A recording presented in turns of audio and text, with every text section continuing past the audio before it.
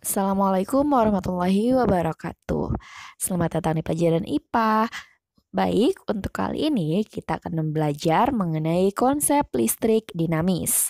Nah, yang akan kita bahas yang pertama adalah arus listrik dan selanjutnya yaitu adalah hantaran listrik. Listrik dinamis memiliki manfaat yang sangat besar dalam kehidupan kita. Nah, malam tidak terasa gelap dan mencekam lagi karena penemuan lampu listrik oleh Thomas Alva Edison. Teknologi kelistrikan dapat berkembang pesat berkat temuan Ørsted dan Faraday. Jika kita perhatikan lampu atau peralatan elektronik lain yang menggunakan listrik, semua alat tersebut membutuhkan kabel sebagai penghubung aliran arus listrik.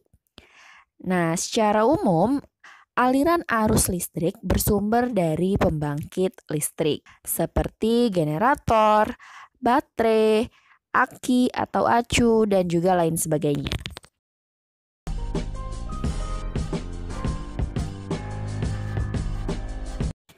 Oke, coba kalian perhatikan lampu listrik yang ada di rumah kalian.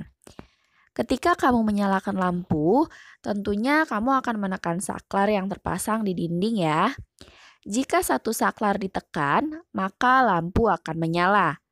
Tetapi mungkin lampu di ruangan lain tidak ikut menyala. Atau ketika kamu menekan saklar, ternyata lampu-lampu di beberapa ruangan akan menyala secara bersamaan. Nah, ketika kamu menghubungkan lampu dan sumber listrik dengan menggunakan kabel, artinya kamu telah membuat sebuah rangkaian listrik. Pada rangkaian listrik tertutup atau saklar tertutup atau posisi on, arus listrik akan mengalir dan lampu akan menyala. Arus listrik mengalir karena pada ujung-ujung rangkaian ada beda potensial listrik yang diberikan oleh baterai sebagai sumber tegangan.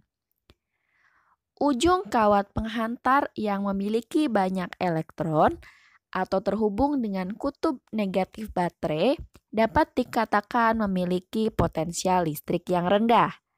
Sedangkan ujung kawat penghantar lainnya yang memiliki sedikit elektron atau terhubung dengan kutub positif baterai dapat dikatakan memiliki potensial listrik yang tinggi.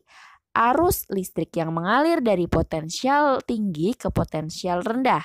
Sedangkan arah aliran elektron dari kutub negatif ke kutub yang positif. Nah, pada rangkaian listrik tertutup, besar arus listrik yang mengalir pada rangkaian dapat ditentukan dengan menghitung besar muatan listrik yang mengalir pada rangkaian setiap detiknya.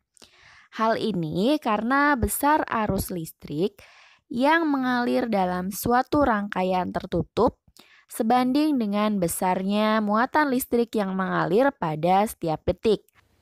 Atau secara matematis besar arus listrik ditulis sebagai berikut. I besar sama dengan Q per T, di mana I besar adalah arus listrik, satuannya ampere, Q adalah muatan listrik, satuannya kolom, dan T adalah waktu dengan satuan sekon. Baik, berikut adalah contoh soal. Arus listrik sebesar 5 mA mengalir pada suatu kawat penghantar selama 0,1 sekon. Ditanyakan berapakah besar muatannya. Seperti biasa, tuliskan diketahui terlebih dahulu. I besar sama dengan 5 mA. Kita jadikan ke ampere, maka 0,005 ampere. Kemudian diketahui waktu, T sama dengan 0,1 sekon. Maka yang ditanyakan adalah besar muatan yang berpindah pada suatu kawat penghantar atau Q. Lanjut kita jawab. Rumusnya tuliskan I sama dengan Q per T. Karena yang ditanyakan Q, maka rumusnya menjadi I kali T. Sama dengan 0,005 ampere dikali 0,1 sekon. Sama dengan 5 kali 10 pangkat min 4 kolom. Jadi besar muatan yang berpindah pada suatu kawat penghantar adalah 5 kali 10 pangkat min 4 kolom.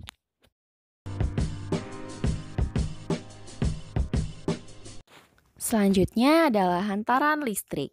Sering kita mendengar bahwa listrik dapat mengalir pada kabel. Pernyataan bahwa listrik mengalir sebenarnya berkaitan dengan muatan yang berpindah, sebab perpindahan elektron pada bahan akan menghasilkan arus listrik yang arahnya berlawanan dengan arah perpindahan elektron tersebut. Sering juga kita melihat orang menggunakan kabel untuk menghantarkan listrik dari suatu ujung kabel ke ujung lainnya. Nah, kabel biasanya terdiri atas bahan tembaga ataupun perak di bagian dalamnya dan dilapisi bahan plastik atau karet di bagian luarnya. Hal ini berkaitan dengan kemampuan bahan untuk menghantarkan listrik. Setiap bahan memiliki daya hantar listrik yang berbeda-beda. Tembaga dan juga perak merupakan bahan yang paling baik untuk menghantarkan listrik. Sedangkan plastik dan karet merupakan bahan yang tidak dapat menghantarkan listrik. Yang pertama, konduktor listrik.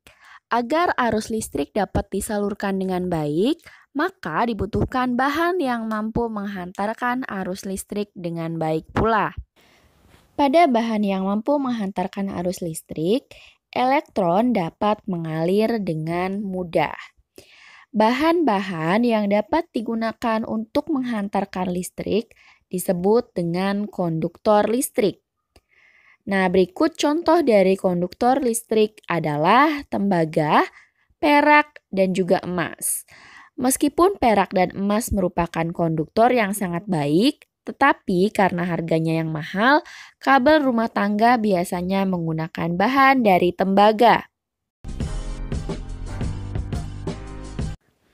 Selanjutnya, pemberian plastik atau karet sebagai pelapis kabel bertujuan agar kabel lebih aman digunakan. Sifat plastik dan karet tidak dapat menghantarkan arus listrik, sehingga kedua bahan tersebut masuk ke dalam kelompok bahan isolator. Bahan isolator ini adalah bahan yang sangat buruk untuk menghantarkan listrik, karena di dalam bahan ini elektron sulit sekali mengalir.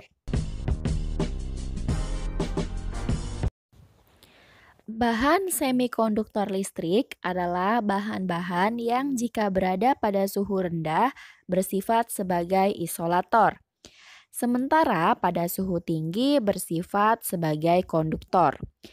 Contohnya, bahan semikonduktor listrik adalah karbon, silikon, dan juga germanium. Pada bidang elektronika, bahan semikonduktor digunakan untuk membuat transistor yang kemudian dirangkai menjadi integrated circuit atau IC. Setiap bahan memiliki kemampuan yang berbeda dalam menghantarkan listrik. Kemampuan tersebut tergantung pada nilai hambatan jenis suatu benda atau juga bahan. Maka semakin kecil hambatan jenis suatu bahan, semakin baik juga kemampuan bahan tersebut untuk menghantarkan listrik. Nah, berikut ini adalah beberapa nilai hambatan jenis bahan. Silakan perhatikan baik-baik bahan apakah yang paling baik digunakan sebagai konduktor listrik. Besar hambatan setiap jenis kawat yang panjangnya satu satuan panjang per satu satuan luas penampang disebut dengan hambatan jenis atau rho. Besar hambatan jenis berbeda-beda untuk setiap jenis kawat. Berikut adalah rumus untuk menentukan besar hambatan jenis, yaitu R sama dengan rho dikali L besar per A besar, di mana R sama dengan hambatan kawat atau ohm, Rho adalah hambatan jenis kawat dengan satuan ohm meter, L adalah panjang kawat, satuannya meter, dan A adalah luas penampang kawat dengan satuan meter persegi. Nah, itu tadi penjelasan mengenai arus listrik dan hantaran listrik. Terima kasih, semoga bermanfaat dan jangan lupa di subscribe.